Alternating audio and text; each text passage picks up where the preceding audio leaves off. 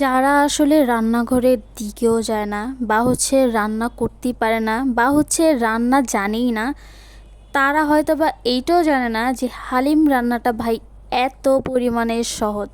তা আমি যখন হালিম রান্না করতে পারতাম না বা আমি এই রান্নাঘরের আশেপাশেও যেতাম না, তখন আমি ভাবতাম যে ভাবি, আমার আপু, আমার ফ্যামিলি মেম্বার্সরা যখন আপনার এই হালিমটা রান্না করতো, তখন হয়তো বা আমি অনেক ভাবতাম যে আল্লাহ, হালিম রান্না করতে অনেক কষ্ট, হালিম রান্না করতে মনে হয় এইটা লাগে, সেইটা লাগে, ওইটা লাগে।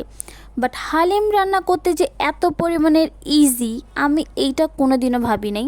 তো এইখানে আজকে আমরা নেহরু দিয়ে হালিম খাবো। তো আগে আগে কি করা লাগে সবই এই ভিডিওতে আমি তোমাদেরকে দেখিয়ে দিলাম। তো তোমরা যারা হালিম রান্না করতে পারো না, তারা ইজিভাবে আমার এই ভিডিওটা দেখো ভাই। আমার এই ভিডিওটা দেখে তোমরা ইজিভাবে এই হালিমটা রান্না করতে পারবা। তো এখানে সব কিছু উপকরণ দিয়ে মেখে মেখে আমরা কষিয়ে নেওয়ার জন্য এটা রাইস কুকারে বসিয়ে দিয়েছিলাম। রাইস কুকারে বসিয়ে দেওয়ার পর যেই ডাল আর চালের যেই স্পেনটা থাকে, সেটা আমরা দিয়ে দিচ্ছিলাম এটার মধ্যে পানি। তো এইটা হালিমের প্যাকেটেই থাকে। তোমরা আবার ভেবো না যে আমি এক্সট্রা করে নিয়েছি, না ভাই, আমি এক্সট্রা করে কোনো কিছুই নিইনি। এটি সবই হালিমের প্যাকেট থেকেই আমি নিয়েছি। তো এইখানে দেখো, আমি একটু পর পর এসে নাড়া দিচ্ছিলাম যে এটা আদৌ কষিয়েছে কিনা। নাড়া দিয়ে দিয়ে আমি চেক করছিলাম।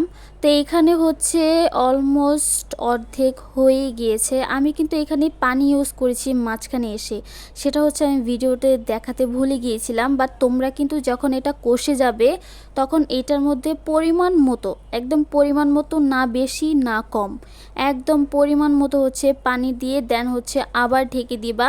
তো এটা কষানো শেষ করে আমি এখানে শসা, পেঁয়াজ, মরিচ নিয়ে নিয়েছিলাম।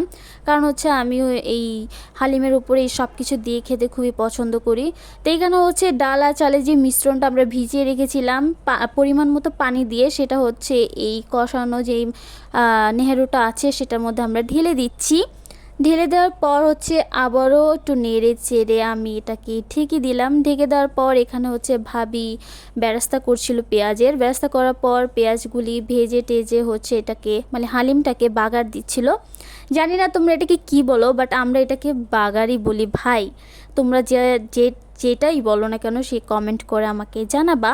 তো এখানে আমি সব কিছু কেটে মেটে রেডি করে নিয়ে চলে আসছি। এটা আমার আম্মুর হালিমের বাটি। আমার আম্মু একটু পরিমাণও ঝাল খেতে পারে না, তো তার জন্য এই বাটিটা। এখানে ফারহাদ, জান্নাত বসে বসে বলছে যে আমি এটা খাবো, ওইটা খাবো, সেইটা খাবো। মানে ওদের বাহানার কোনো শেষ নেই। বাচ্চারা তো বাহানা করবেই, আর বাচ্চাদের এই বাহানা করাটা যে কী পরিমাণে ভালো লাগে ভাই, যাদের বাচ্চা আছে তারাই বুঝবেন। তো এখানে আমি আমার বাটি নিয়ে চলে আসছি। দেখো কত সুন্দর লাগছে না হালিমটা দেখতে। এই দেখো, আমি এটার মধ্যে বেরেস্তা, পেঁয়াজ কুচি, কাঁচামরিচ কুচি সব কিছু দিয়েই সাজিয়েছিলাম। খেতেও খুব ভালো হয়েছিল। আল্লাহ হাফিজ।